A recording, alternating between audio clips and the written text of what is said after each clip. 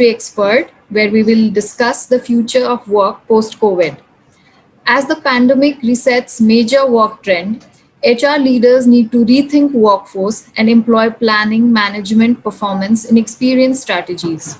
The coronavirus pandemic will have a lasting impact on the future of work.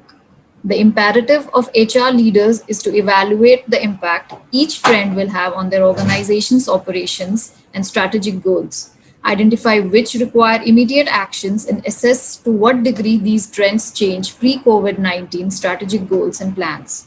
On this note, we would like to hear it out from our guest today. So I take this opportunity to introduce him to the students. Mr. Chirag Shah, Associate General Manager, Human Resource, Adani Ports and Special Economic Zone Limited. With more than 12 years of work experience in the field of HR, Mr. Chirag is currently engaged with Adani Group as the Associate General Manager, HR, based out of Ahmedabad, and is responsible for the planning and implementation of HR policies across large geographies. He has also played a critical role in rebranding of the Adani Group by acting as a focal point in cascading its powerful vision, values, and culture throughout the organization. Prior to this, he has been successfully associated with the Reliance Industries and Future Group at varied key positions.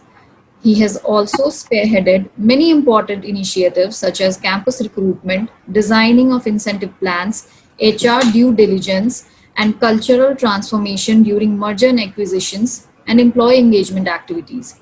Additionally, he has also been instrumental in evaluating and implementing various human resource management systems, which we call HRMS nowadays. We welcome you, sir.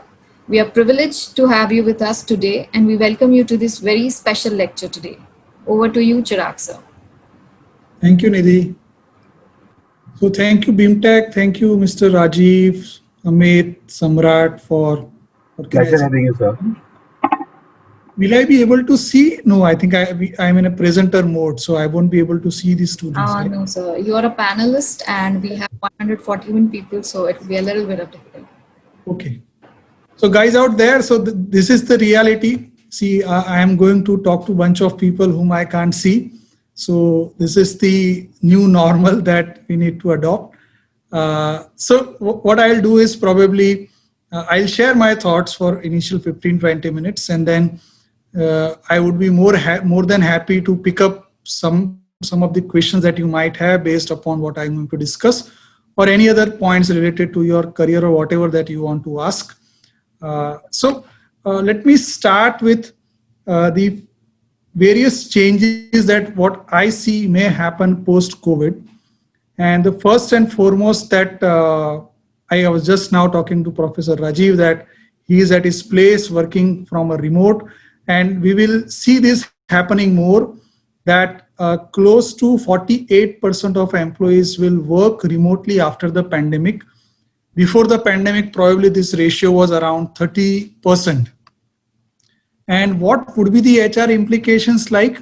You know, the critical skills for remote workers are actually different from traditional employees, if you see. And this will require higher digital dexterity and ability to effectively collaborate digitally, like something like what we are doing right now. Leaders will have to probably adopt new skills of managing remote teams. Organizations that have more flexibility will need to rethink the remote experiences, the office experiences, and the mixed experiences. And in terms of performance management, the consideration will be needed as to how the context of the remote work will shift, how our employees be evaluated, how the goals are set. And as you see, the performance management system, the entire system will undergo a complete shift. So today we are habituated to plan the yearly goals. You will now see that the yearly goals will probably shift into a 6-monthly goals or a quarterly goals. And there are organizations who are now moving into a monthly goals, right? From a recruitment standpoint, organizations will also be able to widen the talent market because there is no limitations of the locations. Uh, for example, if I am sitting in Ahmedabad, I am no more recruit people from Gujarat. I can recruit people in Delhi, I can recruit people in Gurgaon, I can recruit people anywhere in India because I do not want them to come to my workplace. They can start working wherever they are. Of course, people who have the digital mindset will be of prime importance during the recruitments. Having said that, what I also foresee that there will be a expansion of contingent workers. Employers will expand their gig worker population to enable more flexibility of workforce management, both from a point of view of cost saving as well as to answer to the issues of temporary absences due to illnesses or any other issues. And HR folks will have to think of strategies to manage these gig workers. And the first thing that comes to my mind is performance management system will need to be designed for gig workers, both to evaluate them and to incentivize them. Our current performance management systems are designed to manage the permanent workforce, but the new management system will have to answer to this gig economy. We need to think as to will contingent workers be eligible for the same benefits as the full-time peers. So this also calls for changing various HR policies. L&D managers will have to curate a curriculum for the gig workers, which shall be more short-term, sharp, focused, and specific. We will also see this lot of changes in the L&D front. Maybe gone are the days when we are sitting in a classroom for 8 hours, 9 hours. We take out 2 hours from our life and go into a classroom. We will see less of it. Of course, that cannot be completely eliminated, but we will see less of it. The L&D programs will go virtual, and this program will be probably 2 hours, 2.5 hours at the most, spread over 2 to 3 days. So that is the change that the L&D front will also see. The greater use of new employment models will also lead to a need for organizations to develop formal HR processes and management approaches for these gig workers. We will have to think various new HR policies to manage this gig work economy. And I'm sure when I say this gig economy, that is nothing but gig economy means we are hiring people for a short time, for a shorter cycles. Probably we call it fixed term appointees, or maybe we hire them for a year or two. Practices which are more prevalent in the Western countries. We will see in India context also this kind of things coming up very frequently now. Third thing that I wanted to share was we will have to shift from designing for efficiencies to designing for resilience, right? As an employers, we have been focusing on streamlining roles, streamlining supply chains, and workflows. While this has created efficient systems, but let me accept it has also created fragile systems. Efficiently structured organizations were more susceptible to risk because they were unable to respond to break-in structures without significant upheaval. In contrast, you see resilient organizations were better equipped to respond to these structural disruptions. Organizations need to start design for resilience as equally important as design for efficiency. And this shall be the demand of employees and other stakeholders, right? So I think when we design for resilience, that means we need to have a broader outlook. We need to have a longer outlook that we can in future can respond to many such pandemic which are in line to come, right? And as many researches, many scholars have already spelled it out that coronavirus is one in the list. There are many more such things to come, may not come in a form of a virus, but it may come up in a form of a very different, maybe a change in global economy or many other things that we may see, right? Another thing that organizations should shift from trying to predict to trying to respond. And what does that mean is instead of targeting a set of future skills, what we need to do is structuring such that we can quickly course correct with the change. And that is what the resilience means.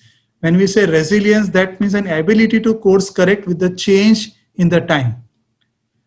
You see, the cost of underperformers have also increased.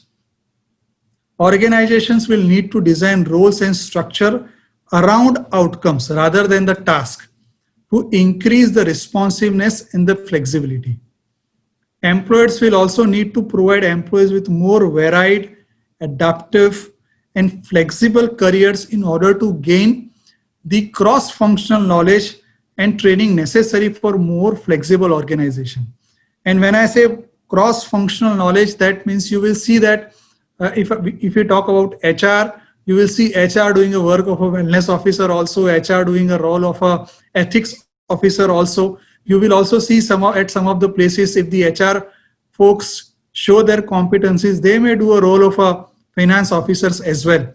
So you will see that this silo that has been created between departments, that will break, right? And that's where the role of a general management will come in. So that's what about point of wherein how to manage the gig economy. Also, who will be the top tier employers post-COVID? We are seeing the labor market is also returning to normalcy. And the most common question that the candidate will have is, how did you treat your workforce during the period of the virus? That will decide how good employer you were.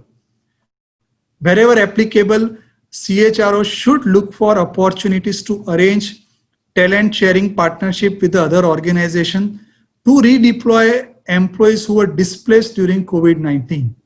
Right? We will also see that such kind of practices emerge wherein there will be a sharing of talents. We will see this new scenario wherein a same talent is being shared by two different organizations. Right? Cost saving measures in the reward space must balance the immediate financial concerns with the long-term impact on employer brand. While many organizations are adopting this approach of laying off the employees, but we must bear in mind that it will have the impact on the employer brands in the long term. Now, organizations doing this well must improve their ability to communicate the ways in which they are supporting the employees despite the implementation of the cost-saving measures. While many organizations are adopting this method of laying off, but they must be clear in their communication as to why are they doing it. The role of a CHRO is also very critical here. CHROs will need to help their CEOs and boards understand the lasting impact of the decisions made regarding the workforce. And here the CHROs will play that role of an advocate that we have been learning all through in our life, right? It is the CHRO who will have to go to CEOs and make them aware that what could be the consequences of how we handle people today. CHRO should advise on the decisions regarding executive pay cuts and also ensure relative balance between financial impact absorbed by executives versus the broader employee base. Now, also the thing as to how do we humanize and dehumanize our workers. In some cases, organizations have recognized the humanitarian crisis of this pandemic by prioritizing the well-being of employee. They have given priority to people over workers, right?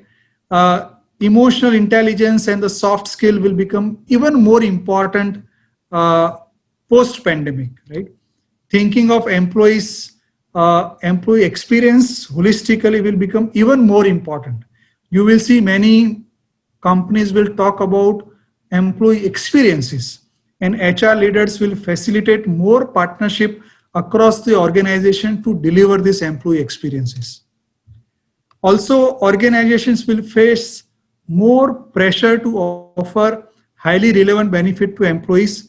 Employers will realize a market focus or one size fits all approach may no longer work, because while designing HR policies, employers will have to think, as I just said, gig economy, the permanent workforce, the off-roll workforce, the contractual workforce.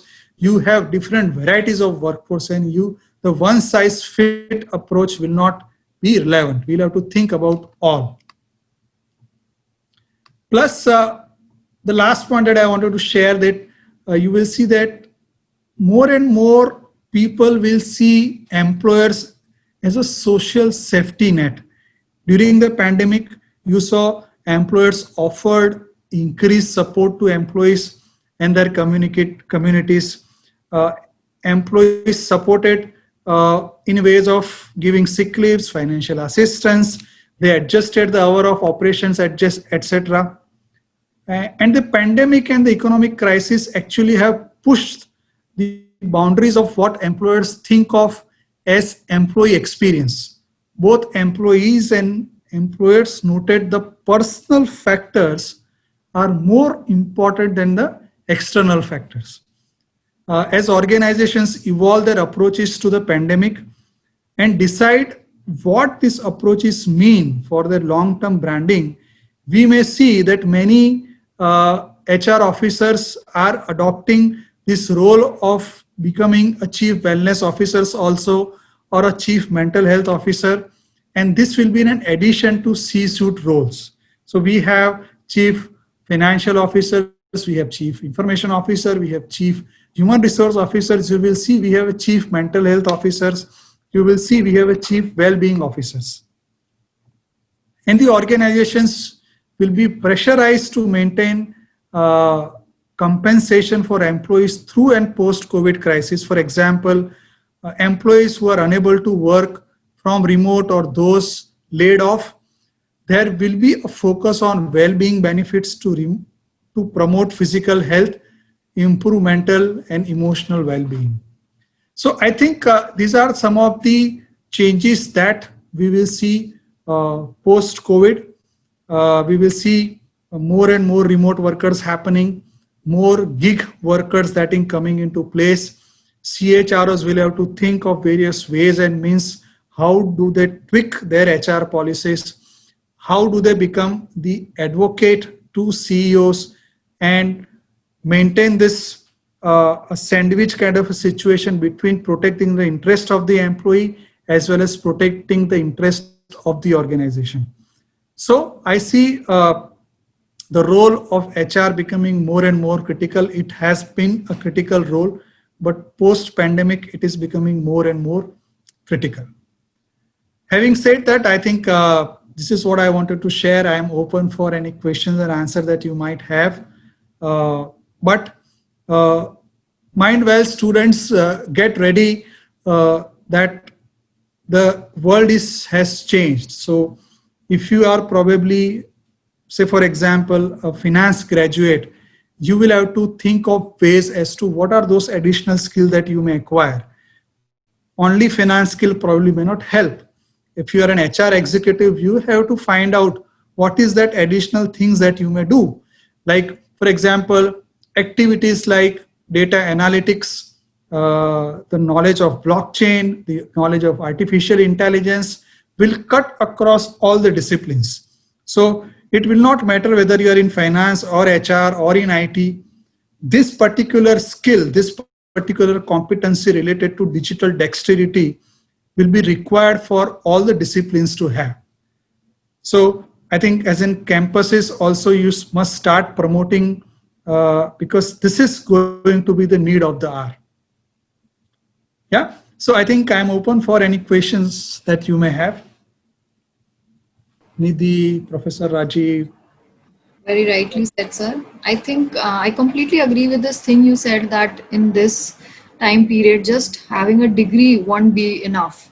Like a digital mindset and the set of soft skills are something that is, I think without this, if I'm a PhD also, that is not going to affect, because the whole degree thing is not going to work in this pandemic situation. I completely agree, sir. Sir, few questions. First one would be, gig economy will be a reality in near future, as you said. So what should be the focus of budding managers to get continuous employability? So I think all of us have been trained and tuned, and we have seen our fathers, forefathers, that you get into a job and probably you be there for 10 years, 15 years, and you retire, right? The companies like Right. big companies Right. like NTPC, IOCs, you see people get there as a management training, then you retire. So probably we'll have to change our mindset that this may not be the future, in the sense that many employers want to make themselves risk free, in the sense that they will hire people for a shorter time, for a specific skill, for a specific domain knowledge. And then once the work is done, once that the outcome is achieved, the organizations may say, thank you, my work is achieved, probably now you can go to the organizations where your work is needed. And we'll have to make ourselves mentally ready. And as I said, to beat this particular trend, the one thing that students must keep in mind is you completely be acquainted as to what is happening in the world around. Just Nidhi said, acquiring degree is not enough, right? It will just help you to get into the corporate, but you will have to continue to be relevant.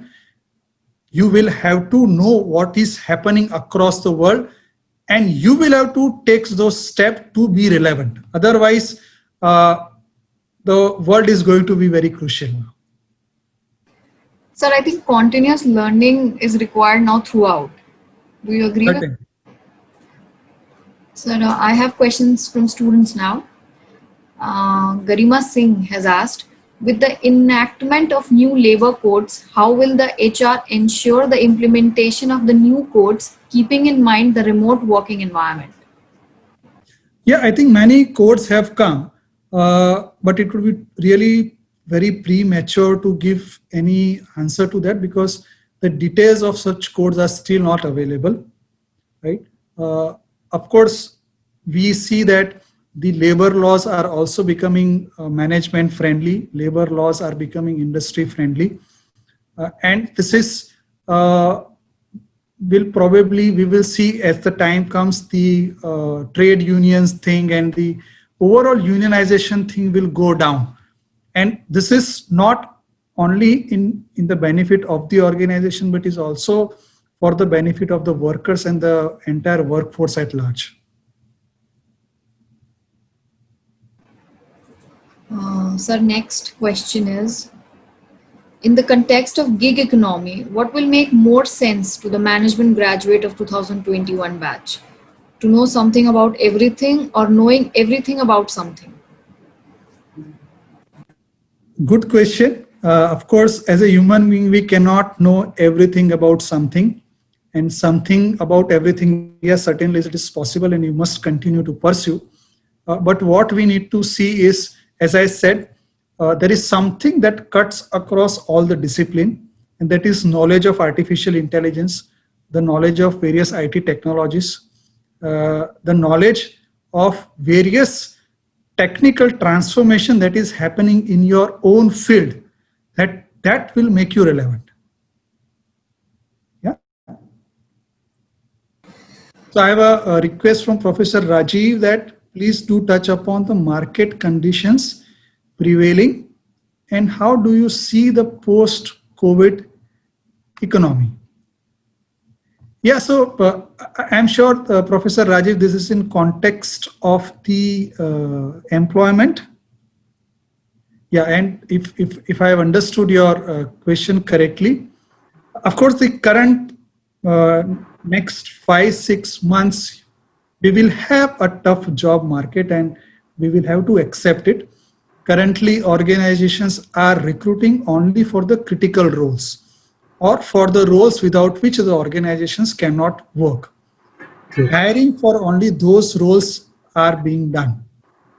But I am sure people are needed. But what kind of people are needed? People are needed with critical skills. People are needed who can contribute to the organization. People are needed who are ready to stretch themselves. That those kind of people will continue to remain in the demand. And I see it will still take My wild guess, that's my personal opinion, and do not get distracted by that. It will take still one more year to get everything into track as far as employment market is concerned. So if they have to like say the survivability will be a factor now. I think with the coming the companies will be coming to the campus and the companies or the kind of like things they will be looking out in the open job market. What do you suggest the major skills? The major skills means in terms of say soft skill side, maybe hard skill side. What they should have or they should carry with them. And I think if you have to say suppose you have to look for a person maybe in next 3 months, then what a particular what is called as the JD. The JD means the job description with respect to the major what is called as the skill sets they have or they should have if they have to get into even a company like Adani SEZ. I think that will be a better scenario if we can share that with the students. So talking from a behavioral point, we would look forward to having candidates who are resilient. Resilient means how quickly you can adjust to the changing environment. That is one thing. How effectively can you manage the conflict at the workplace? Not only at workplace, conflict that comes from the external environment as to how do you manage that. That is going to be the prime importance. And we will look forward to candidate who knows, like for example, I am going to hire a person having discipline knowledge in the finance, for example.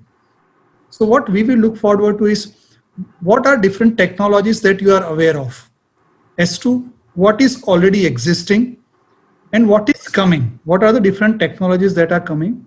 And if new technologies are coming, how it is going to impact my role, how it is going to impact the finance role. What is your outlook and how are you going to help the organizations? I think that preparedness, people with that preparedness would be the chosen ones. That's what my take on. One more, I think like kind of a submission plus a question on that. Uh, so COVID, I think the outbreak was in the month of March, and they were due to join their summer interns during that time. But somehow the market condition doesn't was not that favorable, and we offered them the going for certifications, and then students are still I think this month even October they are doing their internships, joining the companies, getting out and honing their skills. How you see that even like the certifications they did and not much what is called the exposure of, for example, for 2 months or 3 months long exposure what they used to get during the summer interns, they are not able to get that. How do you see a person with a certification and a smaller exposure, but what particular things still you will looking at in those guys who are coming with this kind of what is called as the situations, coming out of this kind of situation during their internships? So see, acquiring any particular additional skill, doing certifications, right, or going for external coaching always helps, right? But that doesn't guarantee you any employment, that's for sure. What guarantees you employment, of course, all of you know as to how do you perform during those 20, 40 minutes of your interview. True. And that's where I generally say to the students that how effectively you are able to manage your mind, right? If you can manage anything else, but if you are not able to manage your mind well, then that is not going to work. Yeah? Because this is very, very crucial. And in the time of COVID crisis, we see all these things happening in the employment, various corporates also you see many employees are kind of under depression. They are a lot of stress. They don't know whether my job is going to remain, whether the pay cut is going to come. Am I in the list? All those things is creating a pressure. There is a mental pressure. There is a social pressure. Now, what happens if you are not able to handle this pressure? That again puts you in the stress. Having pressure doesn't help you to come out of a stress, but that puts you into stress again. The more you are in stress, your decision-making abilities goes for a toss, right? You are not in your mind. So instead of responding to a situation, you react. What is the difference between response and a reaction? Direction. It is the degree of awareness. Right? If you are not aware, you will react. And however, whatever certifications you have done, whatever degrees that you have probably will not matter because you are not aware. You are not responding. You are simply reacting. So what does that mean? How effectively you manage your mind. Yes or no? That is very, very important. Thank Right? you. I think you put that actual thing into the I think the definition of the requirements. Yes, Nidhi, we can take more questions. There are many students like asking questions. Please. Sure. Sir, actually, if you would allow me, I had a certain point with respect to what we were just discussing. As you rightly said, that companies also need to move into a more responsive kind of a state. Samrat, And can you be a little louder? yeah, am I audible now? Yeah. Is it better? Yeah. Yeah. So what I was saying is, as we were discussing, that companies need to be a little more responsive now, be a little more aware. Don't you think that the stress, as you were saying, on the employees is also highly dependent upon how the companies are working in this particular scenario, how they're reacting? And also, personally, I think companies should now move into a more proactive kind of an approach where they should be ready for situations instead of tackling it as it happened in this particular scenario. What do you think about this, sir? No, I think, Samrat, I agree with you. Uh, this particular pandemic caught many corporates offhand, and I think there were very few probably corporates who were actually able to sustain. Of course, all of us were caught off guard, and probably that's what Professor Rajiv asked me what kind of candidates that he will look for, and I said we will look forward to have such kind of candidates who are resilient, who can respond to such crisis, Yes. and we will look forward to employees who are fit not only physically but more importantly mentally. Mentally, yeah, psychological factor. True. Yeah, because that's very crucial. That is very crucial because the real management begins in the mind. Once you learn to manage your mind, you can learn to manage anything else. But what do we do? Our entire effort goes in managing everything else, but we do not attend to our mind. And that's where the role of a corporate is going to be very, very crucial. Corporates will have to spend time, efforts in helping employees manage their mind well. And the role of a wellness officers, the role of a mental health officers, the entire health machinery is going to be very, very crucial now.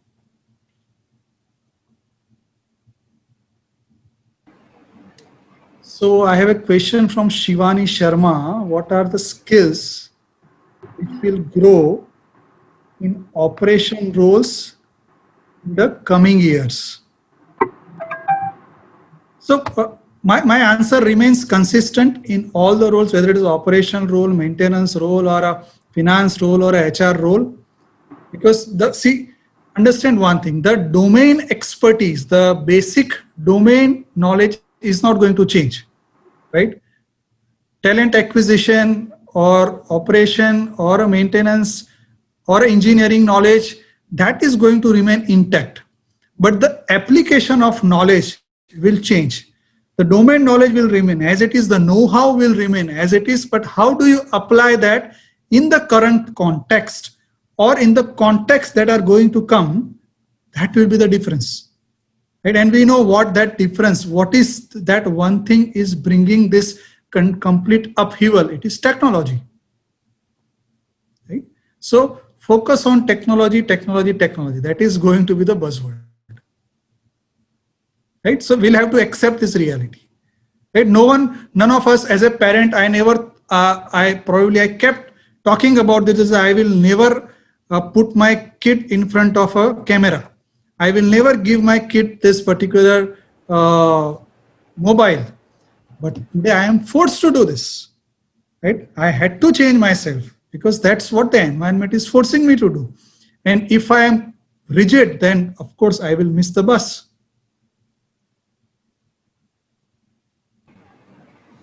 Fair. Yeah. Sir, as you said, apart from technology, What are the new supply chain capabilities implemented in the organization to increase resilience? What are various? New supply chain capabilities implemented in the organization to increase resilience. Yeah. So you see, the entire supply chain market is probably now getting slowly and slowly consolidated.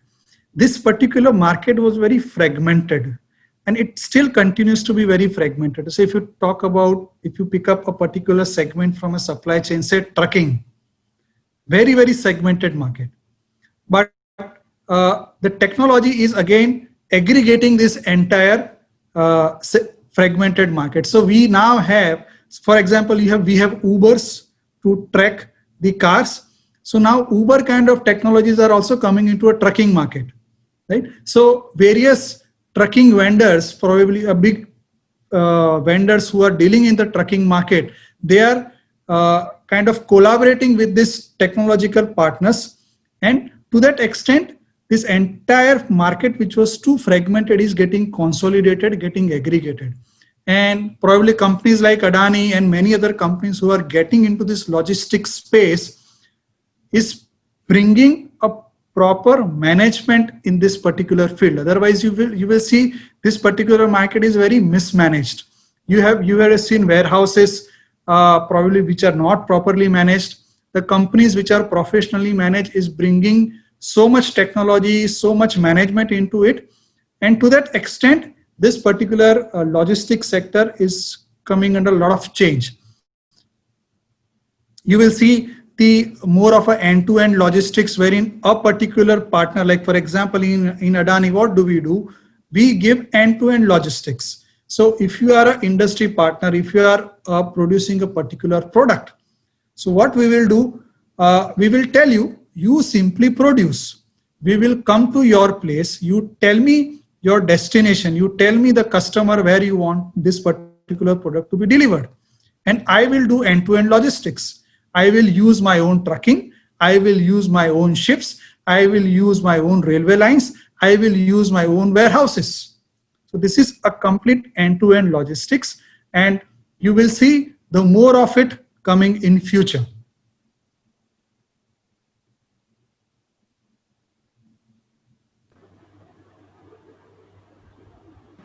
Sorry, sir.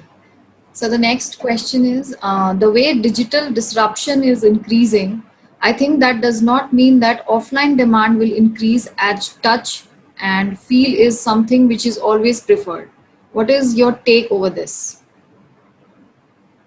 I completely agree with that. A touch and feel cannot go away.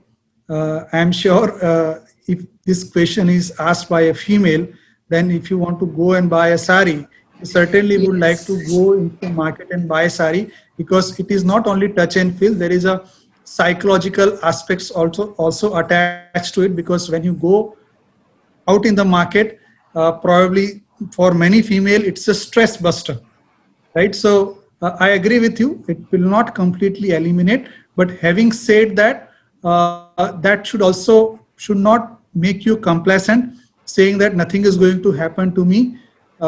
Each and every part of our life will certainly be impacted, but of course the magnitude will be less, right? We will see more of digital aspect coming into every aspect of our life, because once upon a time we never felt that maybe if you go and ask your grandmother, and if you tell them, okay, we will go and buy vegetables online, they would not have believed this. But today that is the reality. If you have gone, have you ever thought that you will buy shoes online, right? But today that is the reality. So I think we are forced to change ourselves, and technology will do that, I am sure. Sir, yes, it was asked by a girl only, Anushka Jain. The next question is also from a female student, Pallavi Mishra. She has asked, sir, it is evident that after the pandemic, companies and organizations have had to adopt a digital workflow much earlier and faster than they predict. Do you think we as a candidate would be expected to have an accelerated learning curve? I did not get this question. If you can repeat. Sure. Accelerated. Learning curve. They, as a candidate, would be expected to have an accelerated learning curve. Certainly, yeah. That's what you are hired for. You know, that's why company hire you, because otherwise, why will they hire you? You know. Here, I think since this point has come, let me also tell you that the shift that is happening in the entire employment market. So far, what has been the trend that we get an employment and then we start using those corporates where we work as an ATM machine. That month on month we work, and at the end of the month we put a credit card or a debit card and get the money out of it, right? That is not going to be the case now, right? The organizations will be more transactional. Organizational will be more outcome oriented. Each and every individual's performance will be assessed. No more will be the case wherein 50 people are working, and if 10 people are not working, it is not seen. That is not going to be the case. The justification for having each employee will count, right? To that extent, you will have to be outcome oriented. You have to have a high outcome orientation. You have to be a person who is sharp at execution. Yeah. Sir, the next question is from Sarvagya Gupta. Being affected by COVID, how to build back the operational responsiveness or make it even better for current scenarios? So what probably I would give my company example as to what we did. So when this pandemic hit us, and we are into a port and logistics sector. So a port, a large chunk of it is being managed by the contractual workforce, and this contractual workforce certainly comes from a part of Bihar, Uttar Pradesh, and Odisha and West Bengal. Right? I think 70% labor market is dominated by this particular workforce that is coming from this region. And we saw that mass exodus happening, and we saw that there are ships that are waiting at our port locations, and when the ship comes, you will have to evacuate them. If you do not evacuate, then there will be large demurrage charges that comes in that will run into crores. So what did we do? We can't afford this labor going out. So something that we never did, we had to do. We started paying them. If they are getting 100 rupees, we started paying them 150 rupees, right? 150% of the wage bill we started paying. We started providing them accommodation at the facility, at the port locations. We started giving them food. We started giving them shelter. Everything which probably we never did, we started doing that. And that's how slowly and gradually our operations started coming into place. Also, what we are also thinking that how do we reduce our dependencies on people? How do we bring in more technology? How can we bring in kind of cranes that requires less of a human touch? So you will also see this trend that is happening across organizations, wherein organizations will find out areas where we can have a less manual interventions, and how can we bring more technological interventions so that such kind of pandemic, if it hits in the future, we are safeguarding ourselves.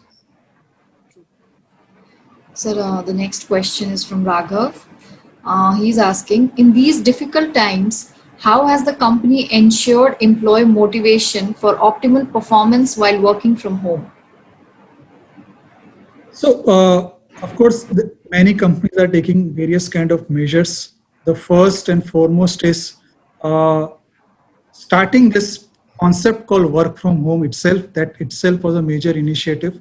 Like companies like where we are, we never thought of working from home will become a reality, because 100% of our workforce were working from office. So we decided that 25% of our workforce will come permanently work from home. So first and foremost, you need to have a right technology so that our routine meetings are not disturbed. We also ensure that we kind of every day there is a meeting with those particular employees. There is someone from HR department periodically calling them and ensuring that, hope, are you doing well? We started various wellness programs for the people who are working from home. Right now, we are also doing a big survey in collaboration with Tata Institute of Social Science, wherein we are trying to understand the impact of this pandemic on the mental health of our workforce, especially for the employees who are working from home. So many companies are taking many various measures. This is something that we have started. We will not say that we have done enough. There is much more things that we need to do in this area. Indeed, sir. Next question is from an anonymous student. I already asked him or her to mention the name, but the question is, as a fresher candidate, just a minute. My question is, can we as a fresher candidate have any edge over experienced ones? If yes, then how? You certainly have an edge over experienced candidate because your mind is not blurred. You are like a blank slate. When you come to the organizations, you can give brighter ideas. You can give ideas without any inhibitions within you. You can give ideas without any judgments. And to that extent, companies need this idea because people like me who have spent more years in the organizations, our mind is conditioned. We are habituated to think in a particular manner. But bright kids, bright buddy professional like you when come, you are not limited by all these things. So to that extent, your intellect, your memory are inhibition free and we get fresh ideas. So certainly you have edge over experienced ones and this will continue to happen. So rest assured. So the next question is freelancing model the future? Yes, gig economy is all about that freelancing, fixed term appointment, the contractual appointment. So this is the future. So the next question is, technology became the primary driver of any firm in this century, especially after the COVID crisis. What are the technologies that are helping port operators to cope up with the increasing client needs and made Adani Ports the largest integrated ports and logistic company in India? So we have various technologies that the entire port operates. So for example, one of our port, which is in Mundra, so when you want to handle container, you need cranes, and you will see up there is a particular crane operator who lifts that particular crane, and that crane operator is nearby. So we are now working on a technology at which we have probably already implemented that. There is no one in the container yard. The crane operator is sitting 1 kilometer away and there are cameras installed. And that crane operator is sitting 1 kilometer away. Just with the help of cameras, he can operate the containers. So that is the kind of technology that in port we are bringing in. We are also enhancing the technologies that we already have, whether it is a Salesforce technology or the entire technology through which our entire port operation gets governed. We are enhancing each and every part of the technologies that we have adopted. Sir, I have a question on a message. The question is, as we are aware that we are moving towards automation and this pandemic has further fastened the process, what according to you is critical to do right now in ensuring that human evolves and doesn't disappear from meaningful work? I think your concern is valid. All of us need to ensure that human doesn't go out of in this entire technology piece. I think everything has a cycle. This is the cycle wherein the technology is coming, but let us not forget that behind technology, the human mind is only working. And it is our joint responsibility.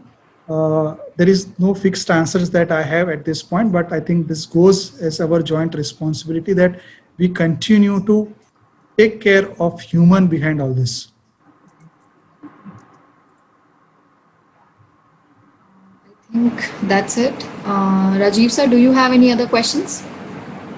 I think Samrat, it's now your turn to. You have to get unmute yourself. Am I audible now? Yeah. So, thank you, Chirag sir. Actually, we had a very good session here today, and I'm pretty sure that everybody learned a lot. And I'd like to take this opportunity to thank you on behalf of almost all the 140 odd students who had been attending, because all your your insights and the experiences that you shared, all those things actually gave us a lot of value added in our own knowledge. I'd also like to extend my heartfelt appreciation and gratitude to you, sir, for taking out the time and engaging with us today. So I think that would be all from our side. Thank you, My sir. pleasure, Shamrat. Thank you everyone. Pleasure having you here, sir. I think the discussion went along, I think, very candidly, I must say, because the students, the kind of questions I can see on the Q&A part, I think student candidly, are very frankly, I think they were chatting with you and they're asking you questions. And of course, the kind of what is called as the insight, the point of introspection within them they have to do, owing to the kind of conditions there in the markets.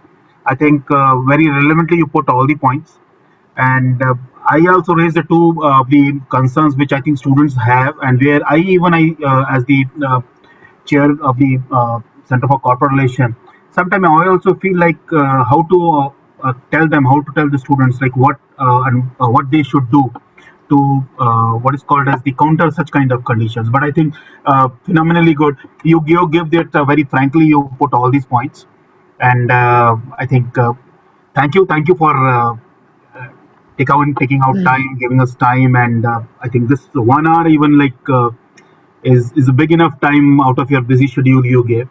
And I know because we even when we have to talk to you, we have also looking for a kind of time from you. But that's really I think we are thankful to you for giving such good time to us. Anything you want to say to students at the end, and your any particular inputs? No, guys, these are challenging times, and I think I think if you have picked up from what I said, take care of your mind. Mind management is really important. Rest, True. everything can be taken care. Right? Do not get disheartened. World, we need you. Corporates cannot run without people. People are at the prime focus. It will continue to remain the core of the organization, right?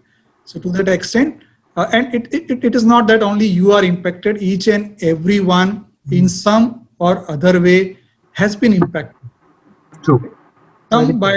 Some by way of a job loss, some who are not getting job, some of them have got pay cuts, some of them probably don't know what is going to happen with them, and this particular pandemic has left none untouched, none. Right? So it's not that it is happening exclusively to you. In some or other manner, everybody is touched, and such thing comes. Take it with a strong heart, and I'm sure you will be able to surpass this situation as well. Yeah. Thank you. Thank you so much, sir. Thank you, sir. so much. Thank you, Thank you Nidhi. so much, sir. It was really a gripping session. Thank you, sir. Thank you for the insights.